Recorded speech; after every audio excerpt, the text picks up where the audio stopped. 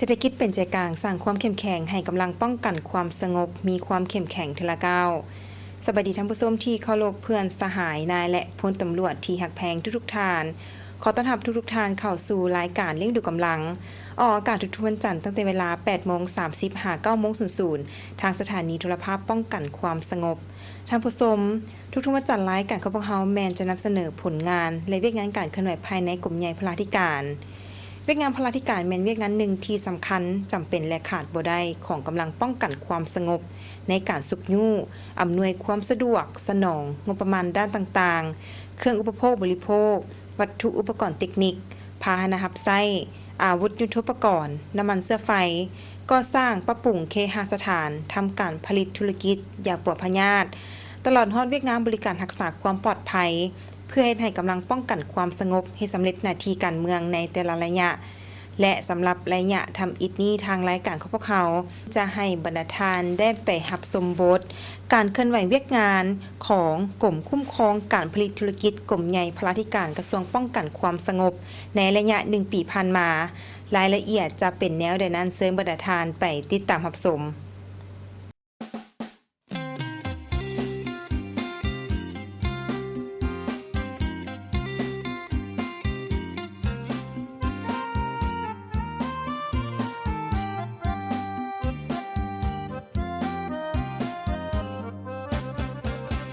กรมคุ้มครองการผลิตธุรกิจแมนกรมวีซ่าเฉพาะหนึ่งในโครงประกอบกลจักการจัดตั้งของกรมใหญ่พลาธิการป้องกันความสงบมีฐานะบทบาทเทียบเท่ากับบรรดากรมกองอ้อมข้างที่ขึ้นกับกรมใหญ่พลาธิการมีภาระบทบาทเป็นเสนาธิการให้แก่กรมใหญ่พลาธิการในการสุกยู่ติดตามกวดกาบรรดาหัวหน่วยการผลิตธุรกิจของกระทรวงป้องกันความสงบที่ลงทุนร่วมมือและบรรดาวิสาหกิจรักษาความปลอดภัยในขอบเขตทั่วประเทศให้เคลื่อนไหวถูกต้องตามแนวทางนโยบายของพรรคระเบียบกฎหมายของรัฐศึกษาค้นคว้าข้อมูลเพื่อสร้างตั้งหัวหน่วยการผลิตธุรกิจติดพันกับเวียกงานวิสาเฉพาะของกำลังป้องกันความสงบ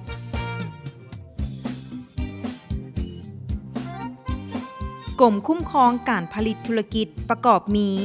คณะกรม5 สหายหญิง1 สหายมี5 แผนก1 กล่องผลิต1 โรงงานน้ำดื่มและ1 โรงสีข้าวขึ้นกับการจัดตั้งปฏิบัติเวียกงานวีซ่าเฉพาะของกรมคุ้มครองการผลิตธุรกิจในระยะ1 ปีผ่านมาได้มีผลสำเร็จหลายด้านเป็นต้นได้ศึกษาค้นคว้าบรรดาโครงการต่างๆของบุคคลนิติบุคคลทั้งภายในและต่างประเทศที่เสนอขอลงทุนร่วมมือกับกระทรวงป้องกันความสงบได้สุกยู่ติดตามกวดกาบรรดาวิสาหกิจบริการความปลอดภัยในขอบเขตทั่วประเทศให้เคลื่อนไหวถูกต้องตามดำรัสของรัฐบาลฉบับเลขที่138/ลบลงวันที่2 มีนา 2020อย่างเข้มงวด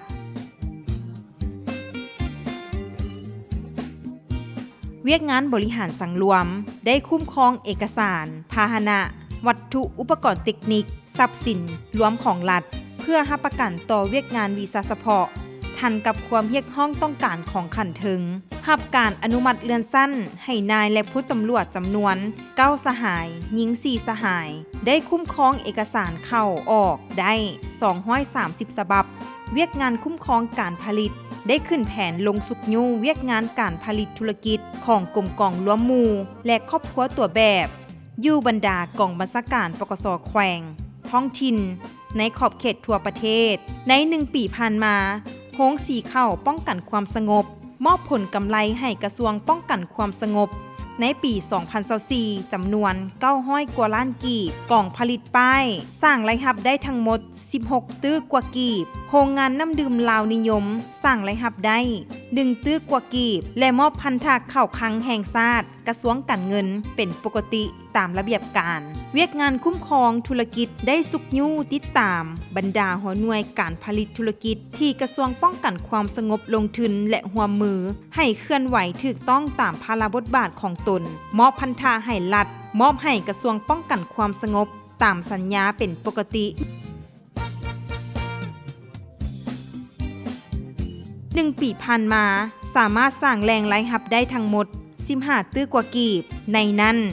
ได้มอบพันธะให้รัฐ50ล้านกว่ากีบมอบเข้าคลังกระทรวง13ตื้อกว่ากีบกับ$1 ล้านสหรัฐเวียกงานแผนการได้เซ็นบทบันทึกความเข้าใจ MOU ทั้งหมด3โครงการเซ็นสัญญาร่วมธุรกิจ5โครงการรวมมูลค่าการลงทุน150ตื้อกว่ากีบและ$3 ล้านกว่าเวียกงานคุ้มครองวิสาหกิจรักษาความปลอดภัยได้เซ็นบทบันทึกความเข้าใจ MOU 2โครงการได้สุกยู่ติดตามกวดกาบรรดาบริษัทรักษาความปลอดภัยที่เคลื่อนไหวดำเนินธุรกิจอยู่นครหลวงเวียงจันทน์ร่วมกับกองบัญชาการปกส.นครหลวงเวียงจันทน์นอกนั้นยังได้ลงสุกยู่ติดตามกวดกาบรรดาบริษัทรักษาความปลอดภัย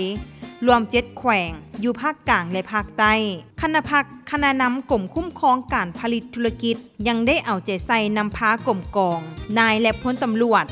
สร้างเศรษฐกิจเพิ่มโดยปฏิบัติตามทิศเพิ่งตนเองกุ้มตนเองและสร้างความเข้มแข็งด้วยตนเองถือเอาเวียกงานการผลิตธุรกิจเป็นสำคัญสอดห้อยเข้าในทุกๆคงเขตเวียกงานวิสาเฉพาะของกรมกองซึ่งนำใช้เงินไขทาแหงบ่มซ้อนที่มีถูกต้องสอดคล้องกับสภาพจุดพิเศษตัวจริงซึ่งแสดงออกบางหัวหน่วยธุรกิจแม่นกุ้มตนเองทางด้านเงินเดือนเครื่องจักรพาหนะเครื่องรับใช้ห้องการและอื่นๆข้อสะดวกและข้อยุ่งยากในการนำพาซี่นำข้อสะดวกย้อนมีแนวทางนโยบายกฎหมายและนิติกรรมต่างๆเป็นบอนอิงในการเคลื่อนไหวเวียกงานวิสาเฉพาะคณะพักคณะนำแต่ละขั้นได้ลงใกล้สิทธิ์ติดแทศนำพาซี่นำในการจัดตั้งปฏิบัติเวียกงานวิสาเฉพาะแต่ละระยะนายและพลตำรวจกรมคุ้มครองการผลิตธุรกิจมีความตัดสินใจสูงสุมทุกสติปัญญาความรู้ความสามารถประกอบส่วนเข้าในเวียกงานวิสาเฉพาะของตนเฮ็ดให้มีผลสำเร็จเป็นก้าวๆมาข้อยุ่งยากการสุกยู่ติดตามกวดกาคุ้มครองบางหัวหน่วยการผลิตธุรกิจบ่ทั่วถึงบางโครงการจะตั้งปฏิบัติบ่เป็นไปตามสัญญาที่กำหนดไว้รายละเอียดท่านพันเอกพรสวรรค์เดชอุดมเลขาหน่วยพักฮักฐานหัวหน้ากรมคุ้มครองการผลิตธุรกิจกรมใหญ่พลาธิการป้องกันความสงบได้กล่าวในบทสัมภาษณ์ตื่มอีกว่าข้าพเจ้าพันเอกพรสวรรค์เดชอุดมหัวหน้ากรมคุ้มครองการผลิตธุรกิจกรมคุ้มครองการผลิตธุรกิจแม่นกรมวิสาเฉพาะหนึ่งอยู่ในคุ้มประกอบกงจักการจัดตั้งของกรมใหญ่พลาธิการป้องกันความสงบมีฐานะเทียบเท่ากับบรรดากรมกองอ้อมข้างมีพระบทบาทเป็นราชการให้แก่คณะพักคณะบัญชากรมใหญ่พลาธิการในการติดตามกวดกาสุกยู่ปรับปรุงก่อสร้างหัวหน่วยการผลิตธุรกิจเคลื่อนไหวดำเนินธุรกิจให้ถูกต้องตามแนวทางนโยบายของพรรคระเบียบกฎหมายของรัฐและปฏิบัติพันธะต่อรัฐให้ถูกต้องครบถ้วนค้นคว้าศึกษาข้อมูลเพื่อสร้างตั้งหัวหน่วยธุรกิจติดพันกับเวียกงานวิสาเฉพาะกองกำลังป้องกันความสงบมีหน้าที่ทำการผลิตธุรกิจซอกแรงและหับให้แก่กระทรวงป้องกันความสงบตามนโยบายของกระทรวงป้องกันความสงบในแต่ละนัยยะกำหนดเป็นแผนยุทธศาสตร์แผนงานโครงการกิจกรรมเพื่อปรับปรุงคุ้มครองและส่งเสริมการผลิตของกลุ่มกองลมหมู่บุคคลและหัวหน่วยธุรกิจในกำลังป้องกันความสงบกรมคุ้มครองการผลิตธุรกิจมีคณะพักคณะกรม5สหายประกอบมี5แผนก1กองผลิตปลาย1โรงงานน้ำดื่มและ1โรงสีข้าวปกส.ขึ้นกับการจัดตั้งปฏิบัติการเคลื่อนไหวเวียกงานวิสาเฉพาะของกรมคุ้มครองการผลิตธุรกิจในระยะ1ปีผ่านมาแม้นมีผลงานสำเร็จหลายด้านในการจัดตั้งปฏิบัติเวียกงานวิสาเฉพาะโครงกรมกองของตนแสดงออกคือคณะพักคณะบัญชากรมคุ้มครองการผลิตธุรกิจได้ศึกษาอบรมการเมืองนำพาแนวคิดให้นายและพลตำรวจทุกสหายมีความอุ่นเอียนทุนเทียงเสื่อมั่นต่อการนำพาของภาครัฐเสื่อมซึมแนวทางนโยบายมติคำสั่งกฎระเบียบของพรรคกฎหมายของรัฐกฎหมายของกำลังป้องกันความสงบขององค์การจัดตั้งมหาชนได้อย่างเข้มงวดมีน้ำใจเสียสละเพื่อส่วนรวม พร้อมกันนั้นก็เฮ็ดสำเร็จหน้าที่การเมืองที่คันถึงการจัดตั้งมอบหมายให้ได้ขึ้นแผนคุ้มครองสถิตินายพลตำรวจพาหนะวัตถุอุปกรณ์เทคนิคเครื่องรับใช้ห้องการก็เพื่อรับประกันในการเฮ็ดสำเร็จหน้าที่การเมืองและเวียงงานวีซ่าเฉพาะในแต่ละระยะทันกับเวลาได้ศึกษาคุณคั่วบรรดาโครงการต่างๆเกี่ยวกับการเสนอขอลงทุนของบุคคลนิติบุคคลร่วมมือกับกระทรวงป้องกันความสงบได้ศึกษาคุณคั่วคุ้มครองติดตามกฎกาและสุกยู่บรรดาบริษัทรักษาความปลอดภัยในขอบเขตทั่วประเทศให้เคลื่อนไหวดำเนินธุรกิจถูกต้องตามลำดับรัฐบาลเลขที่138/ลบลงวันที่2มีนา2020อย่างเข้มงวดได้เก็บกำข้อมูลสถิติการผลิตธุรกิจของกลุ่มกองลมมูอ้อมข้างกระทรวงและปกส.แขวงท้องถิ่นประจำปี2024ได้สำเร็จได้สุกยู่ติดตามกฎกา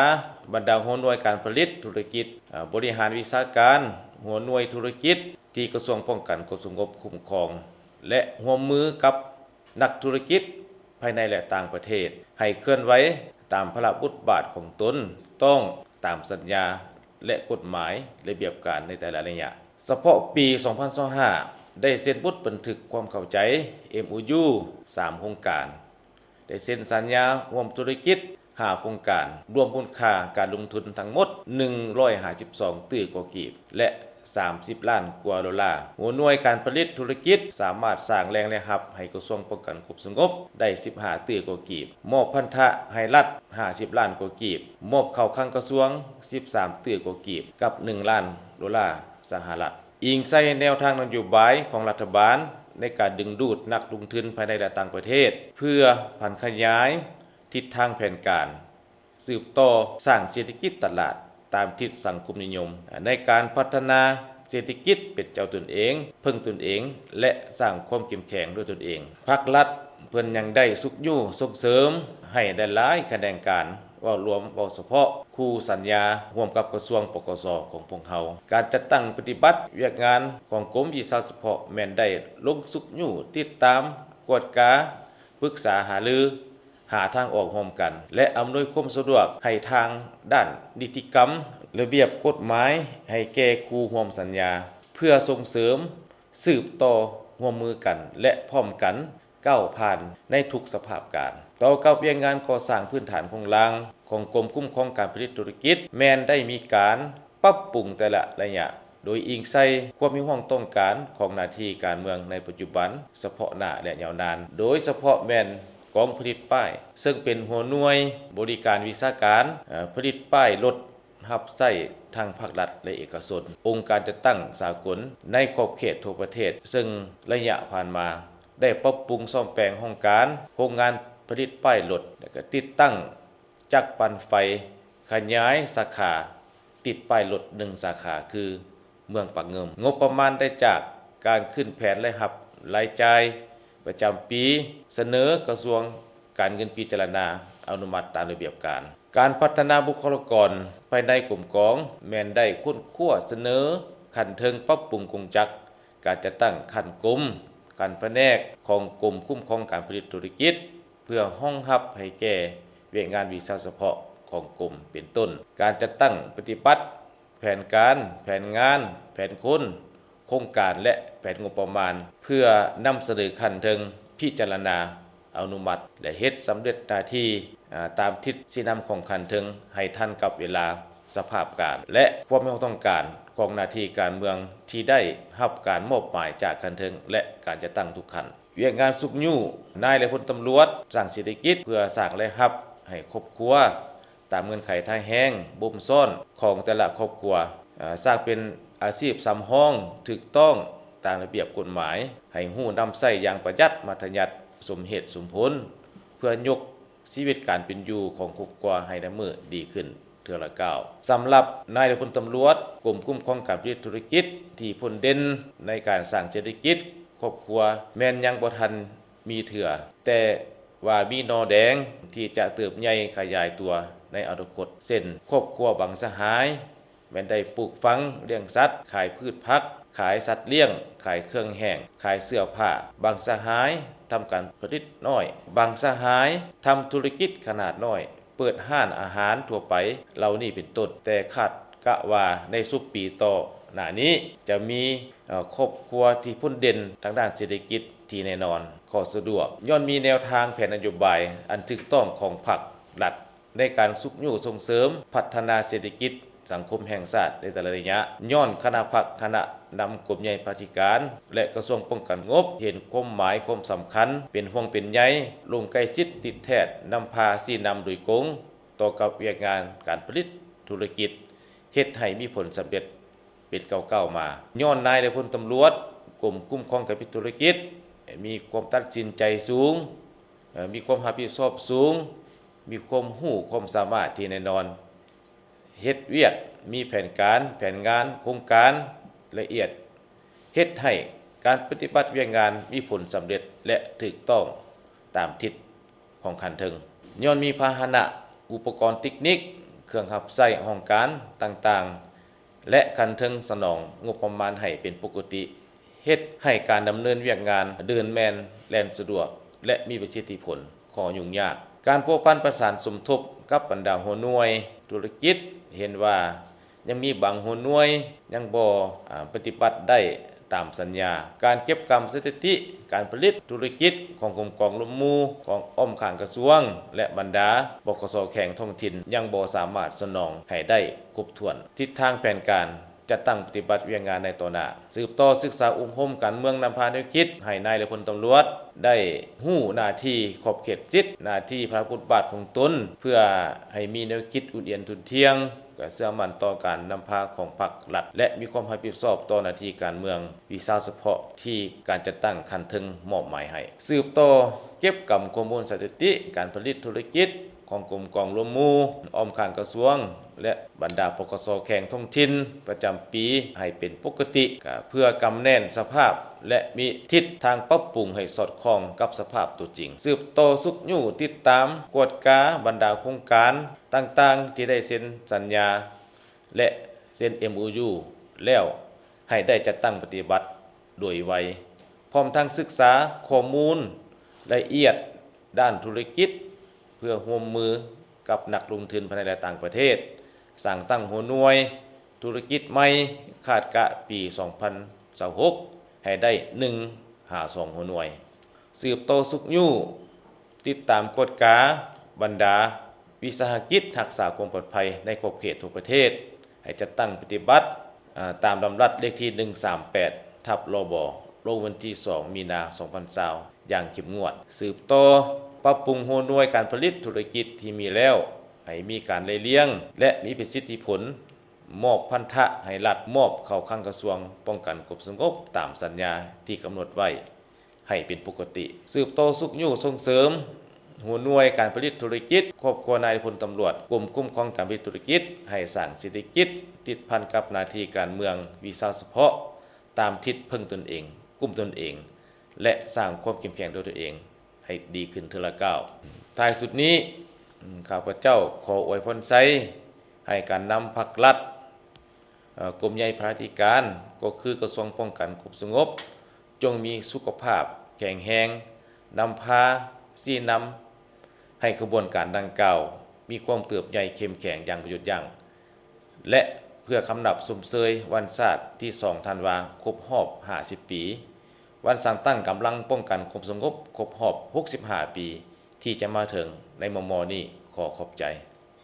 ทิศทางแผนการในต่อหน้าจะสืบต่อศึกษาอบรมการเมืองแนวคิดให้นายและพลตำรวจที่อยู่ในความรับผิดชอบของตนให้เป็นปกติสืบต่อพัฒนาบุคลากรไปหำเฮียนยกระดับความรู้ความสามารถตามสายวิชาเฉพาะต่างๆสืบต่อเก็บกำข้อมูลสถิติการผลิตธุรกิจของกรมกองรวมหมู่และปกส.ท้องถิ่นประจำปีให้เป็นปกติสืบต่อติดตามคุ้มครองกวดกาบรรดาโครงการที่มีอยู่แล้วให้ดำเนินถูกต้องตามกฎหมายและมีผลกำไรอย่างต่อเนื่องสืบต่อสุขยู่ติดตามกวดกาบรรดาโครงการต่างๆที่ได้เซ็นสัญญาและเซ็น MOU แล้วให้ได้จัดตั้งปฏิบัติโดยไวสืบต่อสุขยู่ให้นายและพลตำรวจส สร้างเศรษฐกิจติดพันกับหน้าที่การเมืองวีซ่าเฉพาะของตนตามทิศเพิ่งตนเองกุ้มตนเองและสร้างความเข้มแข็งด้วยตนเองเทื่อละก้าวท่านผู้ชมที่ท่านได้รับชมไปแล้วนั้นแมนรายละเอียดต่างๆที่ทางรายการของพวกเขาที่นำเสนอให้บรรดาท่านได้รับชมกันมฮอดนี้เวลาของทางรายการของพวกเขาก็ใกล้จะหมดลงแล้วขอขอบใจทุกๆท่านที่ให้เกียรติติดตามรับชมรายการของพวกเขาสำหรับวันนี้ข้าพเจ้าห้อยโทนางมณีดาลัทธฟ้าสว่างพร้อมด้วยทีมงานรายการเลี้ยงดูกำลังต้องลาทานผู้ชมไปก่อนสบายดี